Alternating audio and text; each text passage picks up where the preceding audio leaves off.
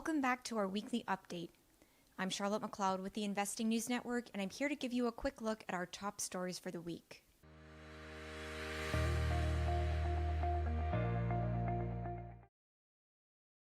Gold spent much of September and early October trending down, but this week was a different story. The yellow metal was on the rise and was trading near the $1,800 per ounce mark at the time this video was recorded. Market watchers have attributed gold's climb to a number of factors, including inflation concerns, a weaker US dollar, and lower 10-year Treasury yields. But it's also worth noting that the US Federal Reserve's latest meeting minutes were released this week.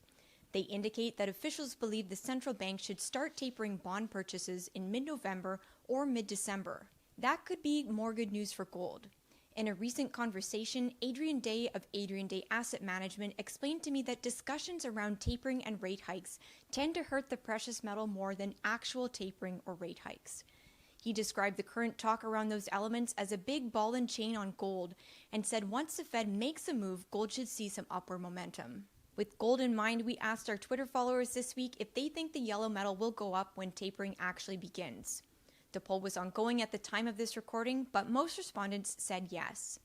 We'll be asking another question on Twitter next week, so make sure to follow us and share your thoughts. We're also going to take a brief foray into uranium, which continues to attract investor attention. I heard from Nick Hodge of Daily Profit Cycle, who said his advice for those with money in the space is to stay in long enough to maximize gains. He noted that today things tend to move faster than they did during the last uranium bull cycle because it's so easy for information to spread. That could mean increases happen more explosively and more quickly. Nick said market participants may want to sell a tiny bit when appropriate, but should maintain enough of a portfolio to participate in future movement. We're going to end this week with the lithium sector. During a panel discussion at Fast Market's recent lithium supply and markets event, industry experts from Ely Markets and Traxys shared their thoughts on how to manage risks in the sector. One of the key issues discussed by the panelists was the lithium supply and demand situation.